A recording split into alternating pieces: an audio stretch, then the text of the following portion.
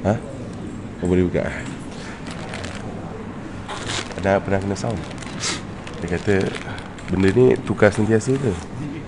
Kalau tak nanti tak sanitize nanti. Kat Masjid Puncak Alam.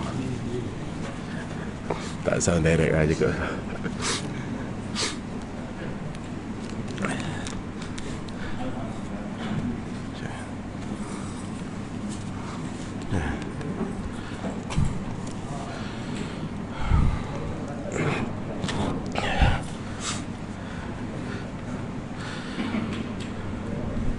أعوذ بالله من الشيطان الرجيم بسم الله الرحمن الرحيم السلام عليكم ورحمة الله وبركاته إلى حضرة النبي المصطفى رسول الله صلى الله عليه وسلم وإلى أزواجه وذرياته وأصحابه والتابعين إلى يوم الدين شاء لله لهم الفاتحة أعوذ بالله من الشيطان الرجيم بسم الله الرحمن الرحيم الحمد لله رب العالمين الرحمن الرحيم مالك يوم الدين إياك نعبد وإياك نستعين اهدنا الصراط المستقيم صراط الذين أنعمت عليهم غير المغضوب عليهم ولا الضالين آمين ثم الأرواح القبور من المؤمنين والمؤمنات والمسلمين والمسلمات من مشارق الأرض ومغاربها خصوصا إلى أرواح آبائنا وأمهاتنا ومشايخنا وأساتذتنا وجميع حقوق علينا أجمعين شاء لله لهم الفاتحة أعوذ بالله من الشيطان الرجيم بسم الله الرحمن الرحيم الحمد لله رب العالمين الرحمن الرحيم مالك يوم الدين إياك نعبد وإياك نستعين اهدنا الصراط المستقيم صراط الذين أنعمت عليهم غير المغضوب عليهم ولا الضالين آمين وخصوصا إلى هذا المجلس الفاتحة أعوذ بالله من الشيطان الرجيم بسم الله الرحمن الرحيم الحمد لله رب العالمين الرحمن الرحيم مالك يوم الدين إياك نعبد وإياك نستعين اهدنا الصراط المستقيم صراط الذين أنعمت عليهم غير المغضوب عليهم ولا الضالين آمين إن الحمد لله نحمده ونستعين به ونستهديه ونستغفره ونعوذ بالله من شرور أنفسنا من سيئات أعمالنا من يهد الله فلا مضل له من يضلل فلا هادي له أشهد أن لا إله إلا الله وأشهد أن محمدا عبده ورسوله بسم الله الرحمن الرحيم اللهم ربنا اشرح لنا صدورنا ويسر لنا أمورنا واحلل عقدة من ألسنتنا يفقهوا أقوالنا رضينا ربا بالإسلام دينا وبمحمد صلى الله عليه وسلم نبيا ورسولا اللهم اكرمنا منك من نور الفهم واخرجنا من الظلمات الوهم وارزقنا فهم النبيين وحفظ المرسلين وإلهام الملائكة المقربين اللهم انفعنا بما علمتنا وعلمنا ما ينفعنا وارزقنا علوما تنفعنا في الدين والدنيا والآخرة سبحانك لا علم لنا إلا ما علمتنا إنك أنت العليم الحكيم وتب علينا يا مولانا إنك أنت التواب الرحيم ربنا زدنا علما نافعا وعملا صالحا مقبولا ورزقا حلالا واسعا طيبا مباركا وأنت خير الرازقين وصلى الله على سيدنا محمد والحمد لله رب العالمين.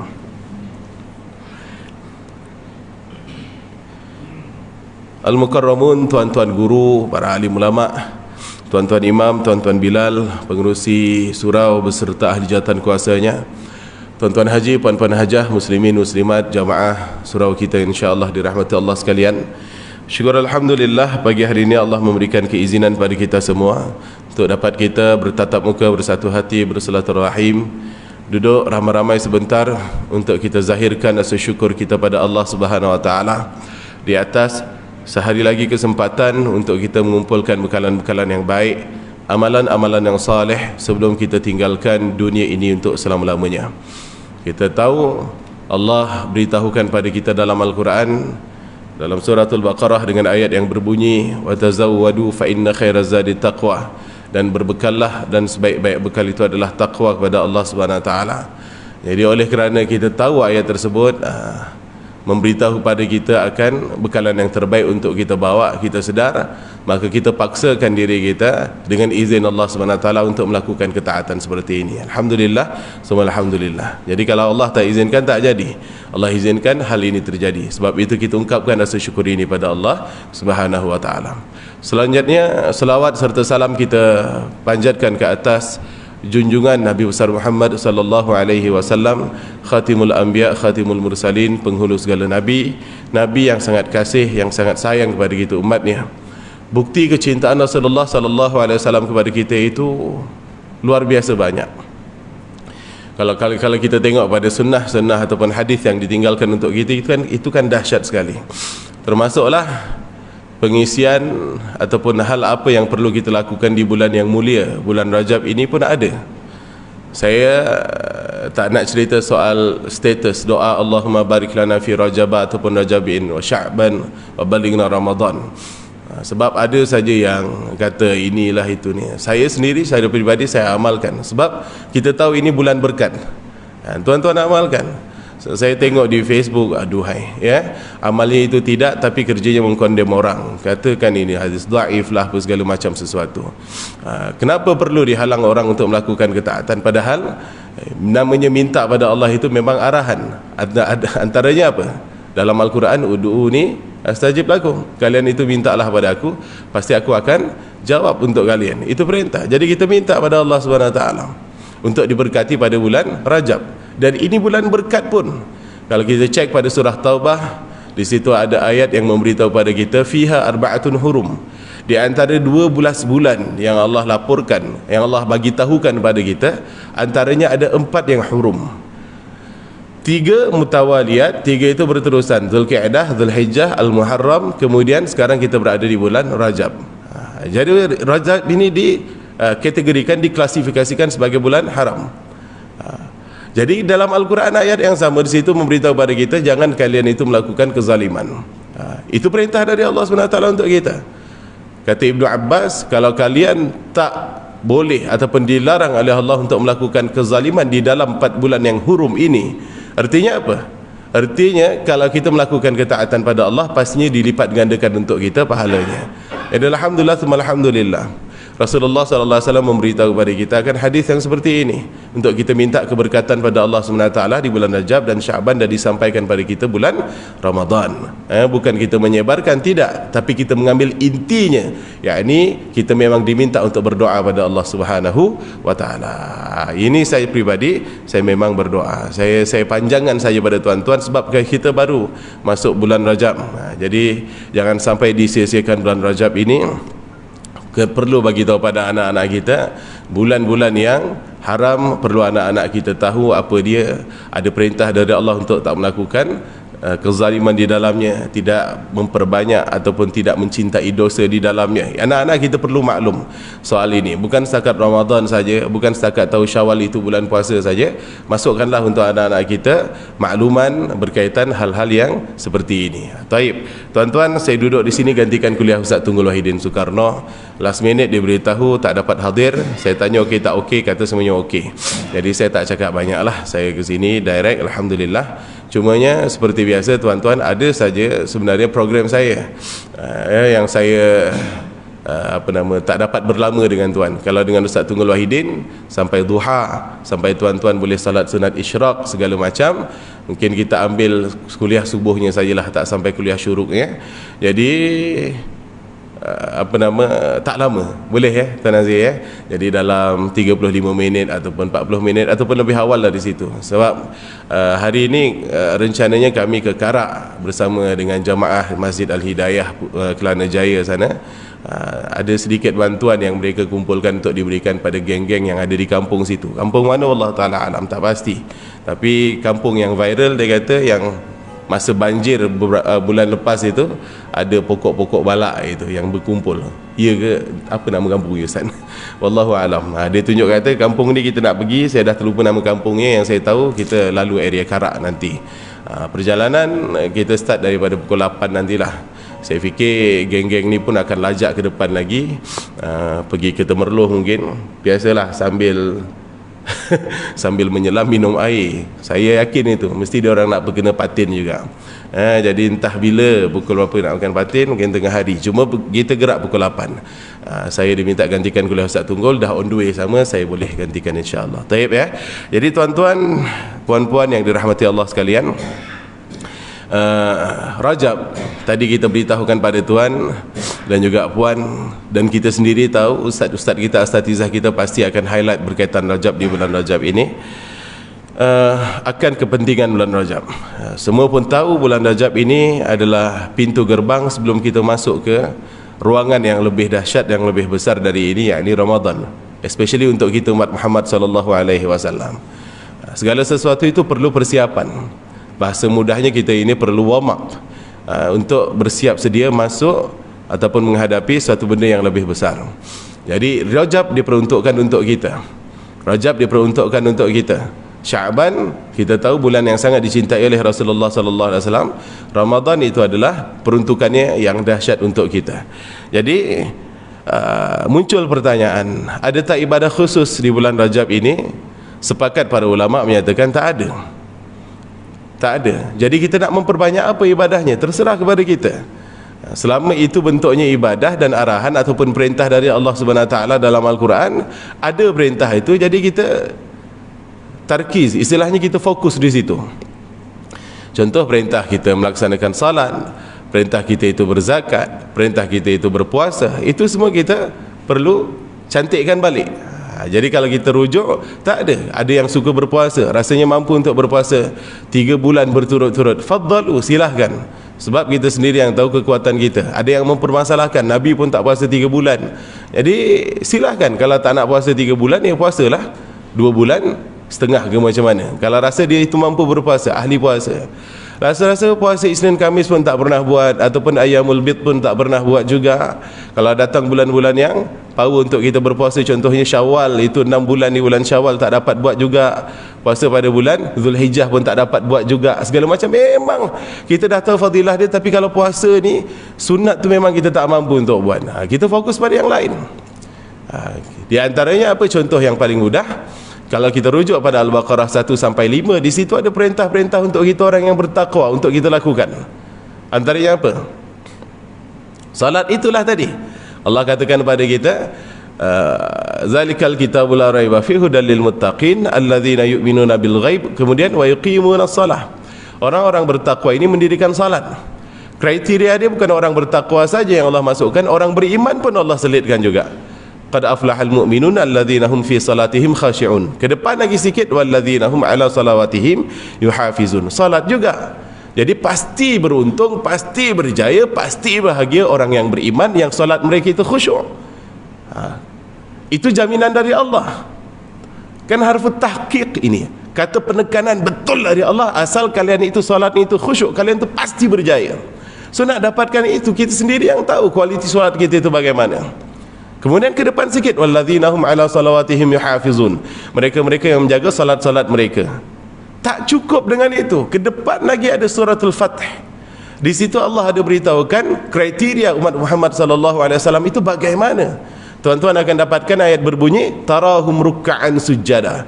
Kamu perhatikan mereka umat Muhammad sallallahu alaihi wasallam ini rukuk dan juga sujud.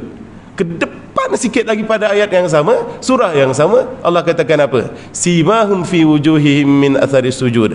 Terlihat dari wajah-wajah mereka itu tanda-tanda orang yang bersujud pada Allah SWT. Rukuk sujud ini apa kalau bukan salat? Kalau sudah begitu tuan-tuan, ini bulan yang dahsyat, bulan untuk kita buat preparation. Dah pula tu ini bulan, sepakat sebahagian ulama besar menyatakan bulan ini bulan disyariatkan untuk kita yang namanya ibadah salat. Ada peristiwa Isra' dan juga Mi'raj. Kenapa kita tak cantikkan, tak kita fokuskan untuk memperbaiki kita punya salat? Mungkin tazkirah berkenaan salat ini kurang tepat pada tuan-tuan yang dah memang ahli salat, kan begitu. Tapi pada waktu yang sama, ya, kita sudah 2 tahun kan hadapi yang namanya COVID-19, dan tiba-tiba semalam itu sudah 9,000 kes lagi. Dia akan jadi tiba-tiba tuan-tuan ada lagi halangan kan gitu. Sekarang unlimited, jap lagi jadi limited. Dia akan jadi seperti itu. Waliyazubillah, tak nak lah. Kita sudah bosan ya. Sudah bosan, maksudnya urusan kita nak taqarrub pada Allah ini jangan dihalang-halang. Sebabnya orang lain itu yang boleh melakukan hal yang tak penting-penting pun boleh saja bebas kan. Jadi kalau jangan diusik kalau boleh. Tapi macam nak ke arah itu, dia akan jadi seperti itu. Sekejap lagi institusi kita akan yang paling terhadapan untuk untuk beri action agar tak spread yang namanya COVID ini. Jadi tuan-tuan, sebelum datang waktu itu, perlu kita nikmati waktu yang kita ada sekarang ini. Perhatikan kita punya solat, perhatikan bagaimana solat. Dan solat itu sendiri ada dua kategorinya, ada yang fardu, ada yang sunnah. Jadi yang fardu ini simple saja untuk kita perhatikan bagaimana cara untuk kita mendapatkan solat yang baik. Simple, tapi tak simple. Bahasanya simple. Apa yang perlu kita perhatikan sebagai contoh? Ya pastinya attire kita untuk menghadap Allah SWT itu pun memberikan kesan. Tuan-tuan cuba laksanakan solat pakai singlet dan juga sarung saja, ataupun macam biasa yang kita buat kat rumah gitu. Dengan hadirkan ataupun cuba rasa juga, kalau waktu kita nak solat dengan sengaja kita memang ada pakaian yang cantik yang kita suka. Contoh saya peribadi, saya pernah dihadiahkan oleh Ustaz Tunggul dulu tu, waktu saya masih belajar di Cairo. Dia menjadi pembimbing haji Zahfiz kalau saya tak salah, beberapa belas tahun yang lepas. Lantas Ustaz Tunggul tu bagi pakaian apa, saya tak tahu. Ada Ustaz Nordin kat sini? Tak ada. Jadi Ustaz Nordin tak ada. Dia kan apa nama, mualat saya fikir lahir kat sana. Jadi ada satu pakaian yang ala jubah, tapi kita setakat sarung. Imam-imam Haramain pakai jubah, lepas tu disarung tu. Apa namanya tu? Tu saya lupa namanya. Jadi ada sarung itu Ustaz Tunggul tahu-tahu berikan pada kawan yang kenal saya, yang sama belajar dengan saya di Cairo juga. Jadi saya memang minta dia untuk jumpa bapa saya lah. Dia hotel kat mana, jumpa ayah saya, sampaikan salam, saya rindu dia apa segala macam satu. Jadi dia bagi itu untuk saya solat. Itu memang satu pakaian favorite saya untuk saya laksanakan solat. Dan rasanya itu lain sekali. Kalau dengan sengaja, dengan jubah yang dah memang wangi itu kita sarungkan untuk kita laksanakan solat, baik sunat ataupun fardunya tuan-tuan, ada rasa lain. Sama juga seperti kita tuan-tuan ya. Seperti tuan-tuan, macam mana kalau kita sengaja solat menggunakan pakaian yang baik, dengan bezakan rasanya dengan kita solat ala kadarnya. Start daripada itu. Sebab hari ini contoh kenduri kahwin tuan-tuan. Kenduri kahwin ini tuan rumah sebenarnya tak minta pun untuk kita hulur pada dia. Tapi adat kita sentiasa hulur kan gitu. RM5 ke RM10 ke, kalau baik sikit RM50 ke, kalau kenal betul RM100 ke. Sebab kita tahu pengeluaran yang harus dikeluarkan untuk kenduri kahwin ini bukan sikit. Ribu-ribu, belas ribu tuan-tuan, walaupun PKP sekarang. Tadi saya nak datang sini, 2 jalan ada kenduri. Tu pusing. Ya, sebelum Alamanda ada, lepas Petronas ni pun ada juga. Jadi kita ya biasalah, so main pusing-pusing kat situ. Itu yang jadi masbuk tadi. Jadi tuan-tuan, sewa canopy saja sudah berapa ratus. Kita tahu. Jadi kita datang bukan makan free, kita hulur lah. Berapa? RM1 pun tak apa. Itu sebagai adatnya. Jadi nak pergi ke situ pun perlukan minyak, perlukan pakaian yang baik. Padahal kita ngulur kat dia tu. Kita perlukan modal minyak. Waktu kita itu diambil. Makan pun malu-malu, katalah macam itu. Sanggup kita berpakaian baik. Allah Subhanahu Wa Taala tak bagi apa dekat kita? Itu pertanyaan. Semuanya sudah dibagi kat kita. Tapi kepada Allah kita itu ala kadar. Memang ada yang berhujah dengan hadis Rasulullah sallallahu alaihi wasallam, Allah tak tengok pada pakaian kalian, Allah tak tengok pada bentuk kalian, tapi Allah tengok pada hati kalian. Pernah saya dihujahkan benda ini dengan satu orang sahabat saya dari Sabah sana. Waktu itu kita solat kat sana, dia pakai ala kadar habis tuan-tuan ya. Lima atas kan dia kata, kenapa kau tanya macam tu? Sebab sama-sama belajar kat pondok dulu. Kata kan, tak ada apalah, saja tanya kenapa pakai baju macam ni, saja gitu. Lepas tu dia bagi hujah, Allah tak tengok pada suarikum walakin Allah yanzuru ila qulubikum. Itu bahasanya. Tapi tuan-tuan, letakkanlah hadapnya tuan-tuan ya. Ini harus dilatih pada putera-puteri kita, anak-anak kita menghadap Allah SWT. Seboleh mungkin ada pakaian yang baik. Paling tidak kita tahu pakaian itu tuan-tuan bukan datang dari hasil syubhah, bukan datang daripada hasil yang tidak baik. Kita tahu pakaian ini pakaian yang kita keluarkan dari peluh kita sendiri, tak pun pakaian hadiah daripada orang tua kita dari rezeki yang halal untuk kita pakai menghadap Allah Subhanahu Wa Taala. Itu start dari situ. Kemudian wuduknya juga, ketika ambil air sembahyang hadirkan rasa. Ini kan kita cerita soal fokus solat kita ya. Tak kisah tuan-tuan ya, bagaimana kita nak ambil air sembahyang, di air paip kah ataupun dengan satu gayung kah, tapi hudur, kita menghadirkan diri ataupun hati kita itu start di waktu itu tuan-tuan ya. Wajah kita ini pastinya banyak sekali melakukan kemaksiatan pada Allah. Minta pada Allah betul-betul even kita dah sedar betul fadilah kita mengambil air sembahyang, setiap titisan itu akan menghapuskan kita punya dosa, tapi kita harus hadirkan rasa, ya Allah ya Tuhanku, mataku ini banyak tengok macam-macam, ya Allah ya Tuhanku, hidung aku ini, lisan aku ini, telinga aku ini, segala macam sesuatu itu harus dihadirkan, baru rasa tuan-tuan. Kemudian apa? Start masuklah kepada bab yang sunnah dia ataupun yang wajib dia itu bagaimana. Kita ambil yang sunnah saja dulu. Contoh sunnah itu sendiri tuan-tuan, bagaimana kita berazam di bulan Rajab ini agar kita tak tinggalkan yang namanya rawatib. Rawatib ini solat pengiring solat fardu. Function dia apa? Kan rawatib ataupun sunnah saja. Salah satu sunnah, nawafil ataupun nafilah saja. Kenapa perlu ditekankan? Tuan-tuan tahu kita punya solat fardu ini kualitinya itu bagaimana? Sebab dalam hadis Rasulullah ada orang yang dicampakkan pada dirinya balik amalan solat macam kain buruk, pam, dibaling kat situ. Jadi untuk mencantikkan lagi solat fardu yang sudah kita lakukan, menampal itu kata Rasulullah SAW dengan rawatib, dengan yang sunnah.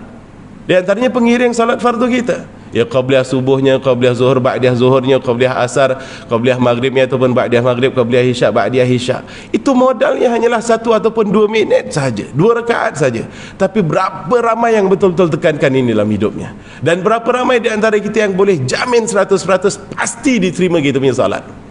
Padahal ada benda yang boleh top up kita punya solat, mencantikkan kita punya solat. Kita sendiri tahu dalam solat kita ni macam-macam benda yang ganggu fikiran kita. Start daripada takbir bawa ke salam itu rasanya tak habis dunia dalam kepala otak kita, ada saja. So untuk tampal itu dipanggil yang namanya rawatib, yang mengiringi solat fardu. Jadi tekankan itu. Kemudian masuk ke fardunya. Sebelum kita nak cerita yang lain, ya tuan, sebelum kita nak cerita salat sunnah yang lain. Salat sunnah saya fikir Ustaz Tunggul Wahidin paling selalu ulang-ulang ini. Perhatikan berapa salat sunat ini, kan itu dia punya gaya itu selalu, dan dia memang walk the talk lah. Kat mana pun, kalau kita jalan sampai ke Jawa pun kita buat juga, even salat duha dalam bas pun kita buat juga. Jadi tuan-tuan, masuk pada salat fardunya tuan, yang kita nak tekankan apa? Antaranya apa yang kita baca dalam salat itu seboleh mungkin kita faham. Sebab dari salat ini tuan-tuan puan-puan, apa yang Allah janjikan untuk kita itu dahsyat, banyak sekali. Ya, kita faham. Start dari takbir Allahu Akbar bawa ke innaka Hamidum Majid, kita tahu betul apa yang kita baca. Ya, kalau kita tak biasa baca yang panjang, contoh kata, ini antara adab kita sebelum kita mulakan solat, antaranya apa? Ada doa iftitah. Iftitah itu kata para ulama, kata para asatizah menyatakan tak pernah ada dalam riwayat Rasulullah ketika melaksanakan solat dia tinggalkan yang namanya iftitah. Kabira walhamdulillah katsira subhanallah bukratan wa asila itu mungkin agak panjang, tapi ada versi yang lain yang boleh kita minta pada Allah. Antaranya apa? Allahumma ba'id baini wa baina khataayaya kama ba'adta bainal masyriqi wal maghrib. Ya Allah, tolong jauhkan antara diriku dan juga kesalahanku, segala macam dosa-dosaku, sebagaimana Engkau jauhkan antara timur dan juga barat. Ini simple sangat-sangat tuan-tuan, tapi dia punya isi itu deep, dalam sangat. Minta pada Allah untuk tak pertemukan dengan kita punya dosa balik, sebab kita banyak dosa. Ini kita ambil contoh, kalau kita nak sembahyang sunat, berapa ramai yang rajin baca iftitah juga, kan begitu. Ada doa yang pendek, itu sebagai contoh. Kalau salat fardunya, kebiasaan ni kalau kita jamaah, imam kita memang akan panjang sikit pada rakaat pertama, petanda dia itu pun baca doa iftitah. Jadi start daripada iftitah. Adalah benda-benda yang kita upgrade. Apa lagi contoh kata yang selalu kita amal dan itu simple dalam i'tidal. I'tidal tuan-tuan, waktu saya belajar kecil dulu tu, bacaan yang kita baca apa? Rabbana walakal hamdu mil'us samawati wa mil'ul ardi wa mil'u ma syi'ta min syai'in ba'. Kan itu panjang. Ada yang lebih pendek dari itu. Seandainya kita serius untuk mendapatkan ataupun upgrade kita punya sembahyang, dari yang dulu Rabbana walakal hamdu saja, yang mil'us samawati wa mil'ul ardi wa mil'u syi'ta min syai'in ba', rasanya itu panjang sangat. So kita tak baca, cukuplah dengan pujian kepada Allah, Rabbana walakal hamd, wahai Tuhan kami, untukmu segala pujian. Kenapa tak kita tambah satu bacaan Rabbana walakal hamdu hamdan katsiran tayyiban mubarakan fi. Itu kan simple, dan kita pun tahu Rasulullah beritahu kepada kita, ada satu sahabat yang baca bacaan pujian seperti ini, kemudian berebut malaikat untuk catat dia punya pahala daripada bacaan itu tadi. Berebut. Artinya memang dalam satu masjid itu orang melaksanakan solat, kemudian ada bacaan i'tidal Rabbana walakal hamdu. Tapi ada yang ekstra sikit, ada di antara mereka yang dia baca juga dia tulis juga pahala Rabbana walakal hamdu, tapi ada yang pahala yang lebih daripada itu yang dicatatkan. So solat kita ada nilai lebih dari yang lain tuan-tuan, dan itu tak panjang, dan itu ada dalam riwayat Rasulullah sallallahu alaihi wasallam tuan-tuan ya. Rabbana walakal hamdu, dan insyaallah tuan-tuan pun biasa juga baca ini. Cuma kita biasakan baik fardunya ataupun sunnahnya untuk melahirkan ataupun merasakan rasa yang lebih dalam kita punya solat. Kemudian dalam sujud, sujud ini antara benda yang saya selalu share dengan jamaah waktu saya diberikan kesempatan untuk memberikan tazkirah Jumaat tuan-tuan. Sebab tuan-tuan, ternyata Allah itu tak membeza-bezakan kita. Beza di sisi Allah itu hanya atqakum, yang paling bertakwa di antara kalian. Nak kamu presiden, nak kamu bukan presiden, nak kamu menteri ataupun bukan menteri, VIP ataupun tak VIP, segala macam lah status yang kita boleh lekatkan pada diri kita secara duniawi ini tuan-tuan, itu tak ada beza di sisi Allah Subhanahu Wa Taala. Tak ada beza di sisi Allah Subhanahu Wa Taala.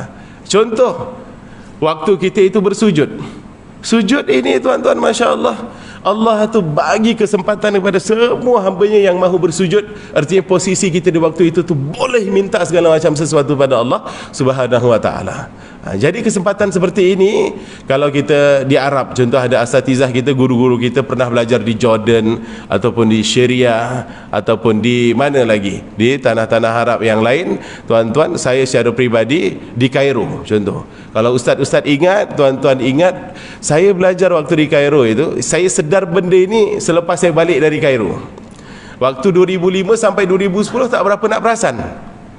Tapi bila saya teman isteri saya 2015, 2016, start kahwin dengan dia 2012, ulang alik Kairo sini, saya baru perasan benda ni. Ada satu pesanan dari Tuan Imam, Tuan Imam di Tanah Arab. Ya, kalau kita nak buat macam ni ustaz pun kita boleh juga. Perasan tak tuan-tuan? Selain istau wa'tadilu ataupun sawu sufufakum fa inna tasata sufuf min iqamatis salah, yang kita nak baca benda tu pun sekarang macam mana ni orang nak rapatkan barisan pun tak ada. Tapi istau wa'tadilu, jadi luruskan dan rapatkan barisan, itu kan biasa kita dengar. Ada satu lagi pesanan yang jarang sangat ditinggal oleh imam yang ada di tanah Arab. Pesanannya apa? Sallu salatal muwaddi'. Solatlah kalian seolah-olah ini adalah solat yang terakhir, solat perpisahan. Jadi bahasa macam tu tuan-tuan. Selepas ini kalau Tuan Imam berkata sallu salatal muwaddi', solatlah kalian seolah-olah ini adalah solat yang terakhir, itu maksudnya begitu. Jadi Tuan Imam boleh juga pesan solatlah seakan-akan ini solat yang terakhir. Tapi cantiknya selalu salatul muwaddi'. Macam kita buat tawaf wada' gitu kan, tawaf yang last, tawaf yang terakhir, tawaf perpisahan, begitu. Jadi bila sudah ada seperti itu, peringatan untuk jamaah akan merasakan ini seolah-olah kesempatan yang terakhir untuk dia sujud kepada Allah di atas muka bumi ini. Dan itu selalu dihadirkan, selalu dipesankan pada jamaah. Itu selepas itu lahirlah dari solatnya itu, start daripada takbir, bawa ke rukuk dia, bawa ke sujud dia, itu semua rasa macam seolah-olah ya Allah, dia orang betul-betul feel ataupun hadirkan rasa dalam solat ini, termasuk dalam sujud. Yang saya share dengan tuan-tuan apa? Sujud kalau solat kat sana itu, saya sebutkan masjid ni biar tuan-tuan kot ada rezeki boleh pergi sana. Tuan-tuan datang masjid yang saya sebut ini, ataupun ustaz-ustaz ingat dekat section 10 itu ada salat, ada masjid Syarbini, Gami' Syarbini, ada Gami' Nur Muhammadi, ada masjid apa lagi, Nurul Huda. Di sekitar situ, hampir ke semua masjid ini pun saya rasa dengan perasaan yang sama. Terutama waktu sujud tuan, sujud mereka itu macam dah tak ada sujud dah lepas tu. Kita susah nak apply kat sini, sebab mana-mana pun ya memang bacaan itu tasbih saja, tapi pemahaman mereka soal sujud itu dahsyat. Bukan setakat bacaan tasbih subhana rabbil a'la wa bihamdih, ada bacaan-bacaan yang lain mereka baca, dan ada permohonan yang mereka mohonkan pada Allah yang mereka rasa itu super penting. Jadi kalimat yang disampaikan oleh Rasulullah sallallahu alaihi wasallam melalui sebuah hadis, Rasulullah kata apa? Aqrabu ma yakunul abdu min rabbih wa huwa sajid fa aktsiru ad-du'a. Itu tuan-tuan dipakai betul. Situasi, kondisi, keadaan yang paling dekat seorang hamba abdi dengan Tuhannya waktu dia itu bersujud tuan-tuan, dipakai betul. Oleh kerana kalian dekat betul dengan Allah Subhanahu Wa Taala, fa'akthiru ad-du'a. Banyakkanlah oleh kalian permintaan pada Allah Subhanahu Wa Taala. Perbanyak doa pada Allah Subhanahu Wa Taala. Boleh doa di waktu sujud, dan itu disampaikan oleh Rasulullah pada kita. Jadi saya rasakan betul. Tuan-tuan cuba bayangkan ya. Antara amalan yang saya dapat daripada almarhum Kyai Al-Haj Abdullah Syukri Zarkashi waktu saya masih belajar di Gontor dulu, di Ponorogo dulu, apa dia? Jangan lupakan orang tuamu di sujudmu. Itu saya dapatkan waktu saya belasan tahun lagi.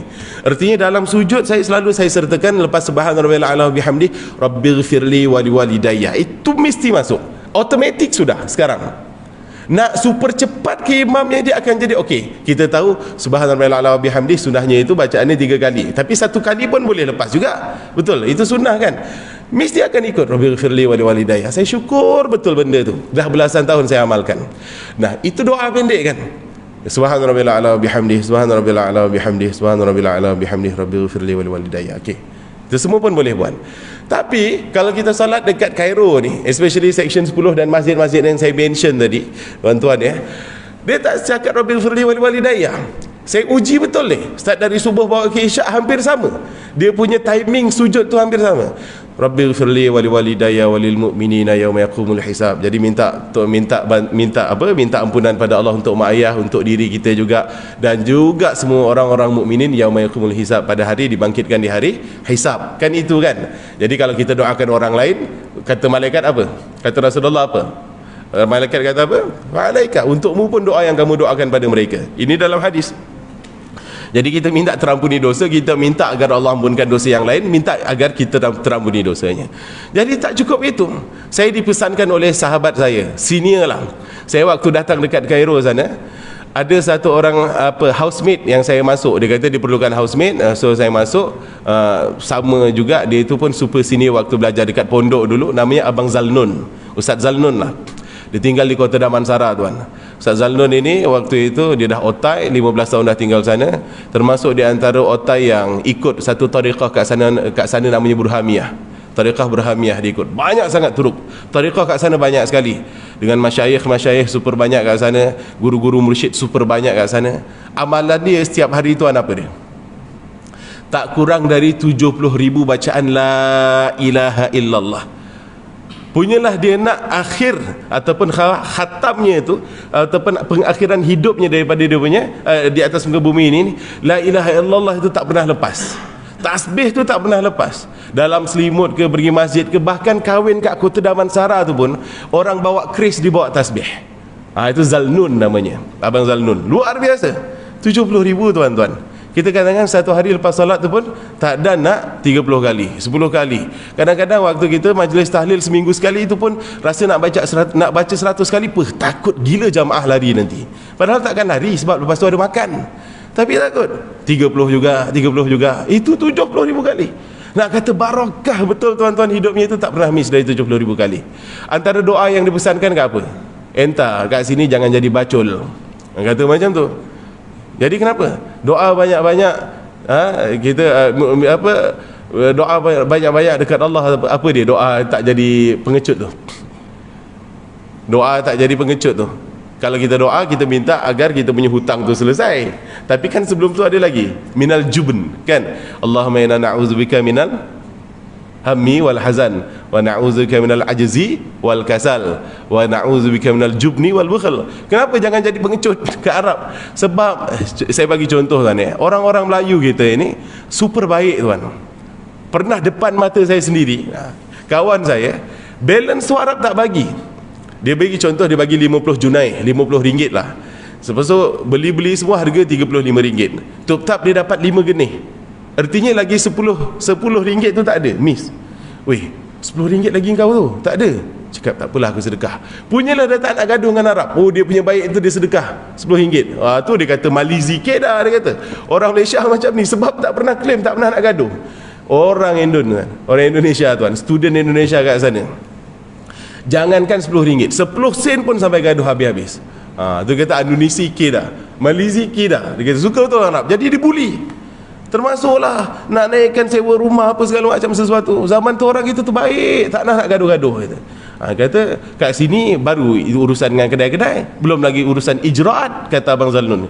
Ijraat tu urusan inilah urusan yang ada di universiti, macam-macam urusan yang ada kat situ. Wah, Azhar tak Azhar tuan-tuan, perangai orang tu Masya Allah luar biasa orang-orang Arab ini.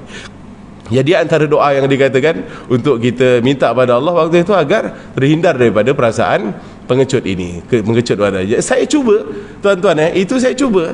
Rabbighfirli wa liwalidayya wa lil mu'minina yawma yaqumul hisab. Allahumma inna na'udzubika minal hammi wal hazan, na'udzu minal jazzi wal kasal, wa na'udzubika minal jubni wal bukhli, na'udzu minal dain wa qahri rijal. Walaupun laju-laju, tapi settle doa itu. Hampir setiap waktu solat. Tuan bayangkan betapa lamanya diorang sujud, dan masakan itu adalah sujud yang terakhir. Jadi itu kita letakkan pada diri kita tuan-tuan. Sujud kita ini selalu buat, hari-hari pun kita buat juga. Suka tak suka kita difardukan untuk sujud, itu bukan pilihan. Ini mandatory, ini kewajipan untuk kita lakukan. Kenapa? Kita tak maksimalkan sujud kita untuk minta pada Allah SWT. Dan antara permintaan yang simple itulah yang selalu saya panjangkan. Rabbighfirli wa liwalidayya. Ya Allah, ampunkan dosaku dan juga dosa kedua orang tuaku. Sekarang tuan puan kita tak rasa. Kita tak rasa tu. Zuriat yang kita besarkan sekarang ini kita tak rasa kepentingan ataupun pentingnya doa daripada mereka, tak rasa. Tapi once kita ditakdirkan waktu itu kita sudah pindah alam, kita sudah pindah ke alam barzakh, antara perkara yang paling kita perlukan apa? Doa daripada anak yang soleh, anak soleh yang mahu mendoakan orang tuanya. Bayangkan tuan-tuan, 5 waktu anak kita paling dekat dengan Allah, pastinya anak kita insya-Allah anak yang soleh, minta pada Allah ampunan untuk kita. Tak ke syok benda tu tuan-tuan? Seronok. Saya peribadi selalu saya bangkitkan benda yang sedikit emosional ni. Saya ni tuan dah gemuk, dah besar macam ni, dah tua pun, dah masuk 38 tahun. Nak sangat macam orang lain yang boleh bagi benda best-best kat mak bapak. Nak bagi kereta sedap, kan begitu? Kan cita-cita seorang anak, nak bagi rumah sedap, jangan masak dah, kan macam tu. Ya, kalau boleh nak bawa jalan-jalan selalu. Itu fikiran setiap anak-anak yang ada orang tua, antara benda yang dia nak bahagiakan benda tu. Tapi tuan-tuan, secara duniawi, secara material, saya ni masih banyak menyusahkan orang tua. Masih banyak secara mereka masih fikirkan kita anak-anak apa yang masalah ni, masalah ini, kewangan apa segala macam sesuatu masih difikirkan. Mereka yang fikirkan soal ini. Jadi apa benda lah yang boleh bagi kat dia orang, melainkan benda yang terbaik saya fikir minta pada Allah agar terampuni dosa-dosa mereka tuan-tuan. Itulah saya syukur betul saya dapat satu amalan ini daripada Al-Hajj Abdullah Syukri Zarkashi berbelas tahun yang dulu. Punyalah saya rasa syukur tuan, saya dapat benda ni, tahu apa benda yang saya nak isi dalam saya punya sujud tu, sampai anak saya yang ketiga saya bagi nama Abdullah Syukri. Selain dia itu kiai yang selalu, yang mukhlis lah, yang ikhlas betul mendidik santri-santrinya, yang bagi contoh-contoh yang baik pada kami anak-anak muridnya. Dia ada bagi saya satu amalan yang ini saya tak jumpa. Hadis Rasulullah itu ada, kita tahu, tapi nak isi apa dalam sujud itu disampaikan pada kita waktu itu. Tak terfikir. Wah, ada doa yang pendek yang boleh aku minta betul pada Allah SWT. Minta Allah bagi yang terbaik pada bapa aku, pada mak aku. Ya Allah, duniawi aku tak dapat nak bahagiakan mereka, tapi minta pada engkau. Mereka itu sebab manusia biasa banyak sekali dosanya pada engkau ya Allah, minta terampuni dosanya. Itu saya syukur betul tuan. Jadi ini dipakai bulan Rajab, bulan diturunkan solat kita bertahun-tahun kan gitu stagnan. Okey, kita tambah sesuatu yang kita boleh tambah. Itulah yang saya maksudkan. Dan ini selalu saya tekankan, selalu saya panjangkan harapan, kotlah saya dulu yang dipanggil menghadap Allah Subhanahu Wa Taala. Ilmu ini bermanfaat tuan-tuan, tuan baca saya pun terampuni dosanya. Sebab kita tahu kita ini ya pasti banyak dosa. Apalagi lepas Ustaz Tunggul kena Covid hari itu tuan, bulan 8. Dia punya efek tu sampai sekarang tau. Efek dia tu. Yang sakit Pak Tunggul, yang kena Covid tu mak saya, yang kena Covid tu mama saya yang kat sini section 20 ini. Sampai dia tu ditidurkan 2 minggu. Waktu itu Siti Sarah baru saja meninggal. Cerita kalimat ditidurkan tu betul-betul buat takut tuan-tuan ya. Saya fikir macam akulah, macam kita yang nak mati. Ustaz Tunggul waktu tu dia isolate dekat dia, buat isolation di Bukit Cerakah dekat rumah kami lah. Mak saya pun di bilik dia, Ustaz Tunggul kat bilik dia. Saya tak nak bangun malam tuan. Saya tak boleh dengar Ustaz Tunggul batuk tu, tak boleh dengar. Takut ditinggal mati. Takut ditinggal pergi. Ya Allah, rupanya aku tak ready nak ditinggal mati. Rupanya aku tak ready ditinggalkan bapa aku dengan mak aku ni, aku tak ready. Tak boleh. Sebab dari bilik tu pukul 3-4 pagi, apa benda yang tak boleh dengar? Jarum jatuh pun kita boleh dengar, kan begitu?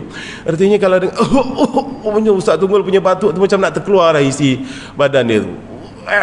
Macam tu sekali, Masya Allah. Saya takut. Sampai satu tahap, Fi itu Gaddafi. Istilah saya, istilahkan diri saya, Gaddafi, Fi. Ya, macam tak belajar aja kau ni kan. Yang matikan itu bukan COVID. Yang kalau dia itu dipanggil menghadap Allah tu memang sudah ajalnya, apapun situasinya. Kan gitu. Dan kamu sendiri sudah belajar apa yang boleh membahagiakan mak bapak kalau dah ditinggal mereka ke alam yang lain. Tahu itu, kenapa takut? Saya berdialog. Kemudian sampai pada satu tahap saya banyak bermonolog dengan diri saya sendiri. Sampai satu tahap, ya ke bapak yang pergi dulu? Kod engkau yang dipanggil dulu macam mana? Itu kan pertanyaan dalam diri saya. Lepas itu saya buat satu action, tuan-tuan. Anak saya yang paling besar, usianya baru 9 tahun. Itu saya dah latih. Faham tak faham tu nombor 1000. Nduk, setiap kali salat, lepas baca subhana rabbil a'la wa bihamdih, bapak nak dengar, Abia nak dengar istilah. Saya diistilahkan Abia, dia panggil saya Abia. Abia nak dengar apa? Kalimat rabbighfirli wal walidayya. Itu awal-awal bulan 8, bulan 9. Dia sujud subhana rabbil a'la bihamdihi subhana rabbil a'la bihamdihi subhana rabbil a'la bihamdihi rabbighfirli wal walidayya. Baru bangun. Walaupun saya jadi imam, dia itu makmum, tapi macam dia makmum untuk sujud. Saya nak dia baca kuat, saya nak dia baca rabbighfirli wal walidayya itu. Sebab saya tak tahu. Boleh jadi bapak dulu, boleh jadi saya dulu yang dipanggil. Modal saya apa? Dosanya banyak, zalimnya itu banyak, amal itu kurang. Aku nak minta apa? Aku mohon apa daripada Allah? Apa yang boleh aku harapkan? Kan? Menggunakan doa daripada sang anak itu. Jadi saya panjangkan kat dia. Start daripada situ, mulk tuan, al-mulk. Otak kita, otak orang normal apa? 8-9 tahun. Tak faham apa. Nanti dah masuk asrama, masuk pondok, dia tahulah. Surah Mulk itu insya-Allah boleh selamatkan kita dari seksaan kubur, kan begitu? Mungkin waktu itu saya punya otak macam tu juga. Kita cuma sharing, kita cuma share dengan jamaah pun dah bernanah telinga dengar, tahulah apa dia manfaat MUK, tahulah apa dia fadilah surah MUK, sampai kita hari-hari pun baca MUK juga. Setiap kali lepas solat Isyak kita tahu itu. Tapi saya peribadi kecil lagi, tak apalah, dia tak faham apa pun lagi, kan begitu. Nanti masuk asrama lah insya-Allah. Saya tak tunggulah. Start daripada situ, tuan-tuan, bila saya dah sedar betul, ya aku mungkin yang akan dipanggil dulu, baca MUK. Alhamdulillah, alhamdulillah. Makan 2 minggu je, tuan-tuan.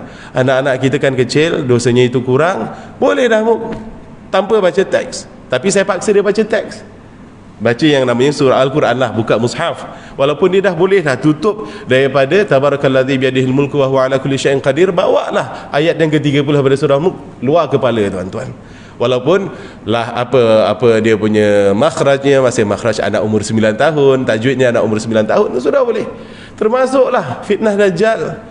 Antara perlindungan yang Rasulullah beritahu kat kita apa? 10 yang awal daripada suratul Kahfi. Dajjal ini bukan makhluk yang main-main. Secara iman kita percaya. Dan kelebihan yang Allah berikan kepada Dajjal itu dahsyat. Membalikkan iman semudah ini saja. Yang dah duduk dalam Madinah, dia hentak kaki 3 kali saja keluar orang-orang yang fasik, orang-orang yang munafik dari bumi Madinah. Sedahsyat itu yang namanya Dajjal. Dan tuan-tuan sendiri tengok, antara Jeddah pergi ke Mekah itu berapa kilo? Berapa kilometer? Sejam pun tak sampai, tuan-tuan. Tapi mereka dah berjoget waktu Covid ini, yang pakai jubah ini, peluk yang telanjang, semuanya rapat-rapat. Saya buat cerita kah? Saya tak buat cerita. Semua ada dalam handphone kita. Kita boleh tengok kat WhatsApp, kita boleh tengok kat Facebook. Ini bukan hoax, bukan cerita main-main. Tapi bila Rasulullah bagi tips 1 sampai 10 untuk kita berlindung kepada Allah daripada fitnah Dajjal, kita main-main. Start dari situ, tuan-tuan. Alhamdulillahilladzi anzala ala abdihil kitaba wa lam yaj'al lahu iwaja. Sampailah ayat yang ke-10 itu, saya paksa anak saya setiap hari baca. Ternyata boleh, tuan. Dia bukan orang yang berbicara bahasa Arab, dia bukan fasih sangat baca Al-Quran, makhrajnya pun masih sana ke sini, tuan-tuan. Tapi kita serius dengan Allah, dia itu boleh, tuan-tuan. Dia boleh. Jadi pengisiannya apa? Artinya, maksud saya, tuan-tuan, bila dalam kesempatan-kesempatan seperti ini untuk kita boleh minta pada Allah, kita mintalah betul-betul, dan diikuti dengan action yang betul-betul serius untuk minta pada Allah SWT. Di antaranya sekarang kita ini semuanya salat, manfaatkan salat itu dalam sujud kita. Kalau jamaah tak payahlah kita nak lama-lama tuan ya. Kita dah lama pun niatnya makmuman, kita nak ikut imam bangkit, kita bangkit, ya, tak apa, kita ikut saja imam bagi salam, kita bagi salam. Tahiyat akhir kebanyakan biasa yang lama, jangan lama sangat, takut nanti kita tertinggal rukun dengan dia.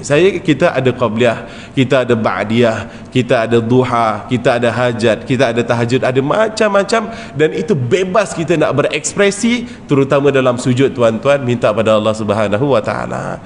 Jadi apa kita nak banyakkan dalam kita punya pengisian ibadah dalam bulan Rajab? Di antaranya upgrade kita punya sembahyang, termasuklah bacaan tahiyat akhir. Bukan Pak Imam saja yang kena baca benda ini, kita jamaah pun kalau boleh kena hafal. Ada doa yang baik, saya istilahkan doa ini sebagai sangat komplit lah ya. Kita berada di waktu yang mustajab. Waktu yang mustajab di antaranya tahiyat akhir itu. Apa yang Rasulullah ajarkan, minta pada Allah 4 permintaan. Rasanya matan hadis ini terlalu panjang, doanya panjang, tak biasa kita buat. At least letak dalam otak kita, dalam fikiran kita, 4 perkara ini yang diminta kepada Allah oleh Rasulullah sallallahu alaihi wasallam. Kita minta apa? Allahumma inna na'udzubika min azabi jahannam wa min azabil qabr wa min fitnatil mahya wal mamat wa min syarri fitnatil masihid dajjal. Kalau kita nak start baca ini, saya fikir Pak Imam pun boleh cuba jaharkan sikit saja. Innaka Hamidum Majid, Allahumma inni a'udzubika min azabi jahannam wa min azabil qabr min fitnatil mahya wal mamat syarri fitnatil masihid dajjal. Jamaah itu boleh ikut sikit insya-Allah. 1 minggu 2 minggu pun dah terbiasa. Ya tuan-tuan, kita minta pada Allah. Kita minta pada Allah. Itu senang sangat-sangat kalau kita serius dengan Allah Subhanahu wa taala. Tuan, saya dah minta izin dari awal tadi. Sebenarnya banyak kalau kita nak tarkiz, kalau kita nak fokus, apa benda yang kita boleh cantikkan dalam kita punya bulan yang mulia, bulan Rajab ini, sebagai persediaan untuk kita masuk ke bulan suci Ramadan. Tuan-tuan, banyak kita tengok apa yang difardukan, jadi kita tekankan. Kalau kita tengok dalam Al-Baqarah ayat 1 sampai 5 ada solat, kemudian kat situ pun ada sedekah, ada infak, kat situ pun ada interaksi dengan Al-Quran, itu macam-macam ada. Jadi tuan-tuan, kita pilihlah di antara sekian banyak benda, kita boleh pilih. Semoga kita termasuk di antara hamba Allah yang tidak mensia-siakan kesempatan yang Allah berikan pada kita ya. Kita masih lagi ada di waktu yang luar biasa dahsyat seperti ini tuan-tuan.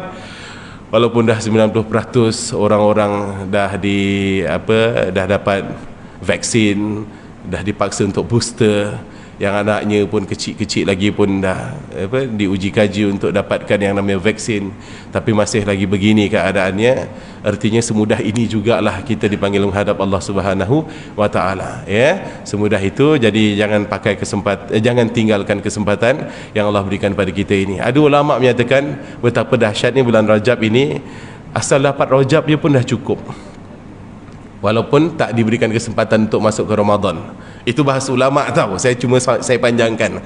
Dapat masuk Rajab dan kita manfaatkan betul-betul Rajab ini pun dah cukup. Seandainya ditakdirkan kita tak masuk ke Ramadan, anggaplah begitu tuan-tuan ya.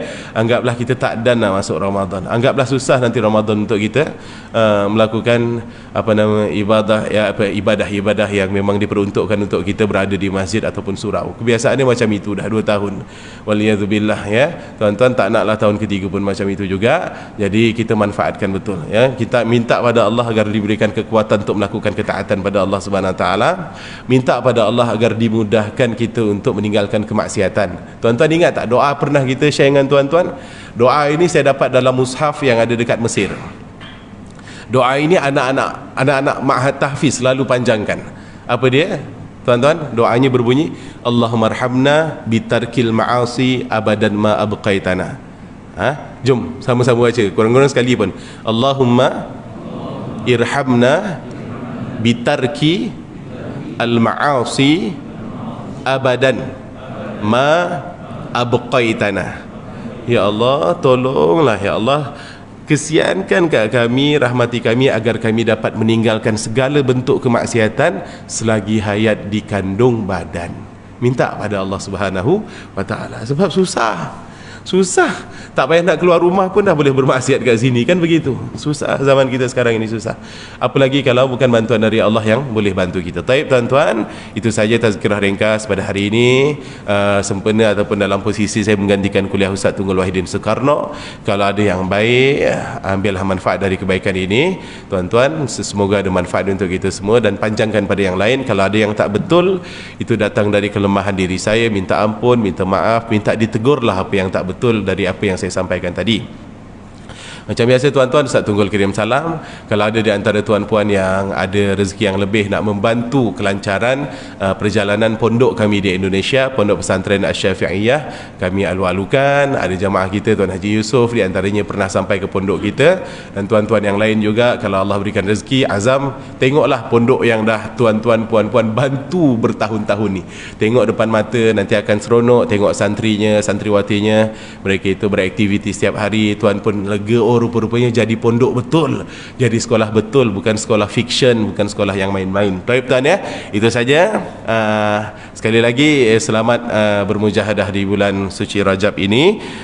Semoga ada kebaikan yang boleh kita ambil, ataupun semoga kita boleh upgradekan apa yang kita sentiasa lakukan dari ibadah itu kepada ibadah-ibadah yang lebih baik, yang lebih berkelas lagi. Baik, itu saja. Aqulu qawli hadza wa astaghfirullahal azim li wa lakum. Kita tutup majlis tazkirah kita, majlis ilmu kita pagi hari ini dengan sama-sama membaca tasbih, kafrah dan suratul asr. Bismillahirrahmanirrahim. Subhanakallahumma bihamdika asyhadu an la ilaha illa anta astaghfiruka wa atubu ilaik. Bismillahirrahmanirrahim. Wal 'asri innal insana lafi khusr illa alladhina amanu wa 'amilus solihat wa tawasaw bil haqqi wa tawasaw bis sabr. Aqulu qawli hadza wa astaghfirullahal azim li wa lakum. Taqabbalallahu minna wa minkum salihal a'mal. Assalamualaikum warahmatullahi wabarakatuh.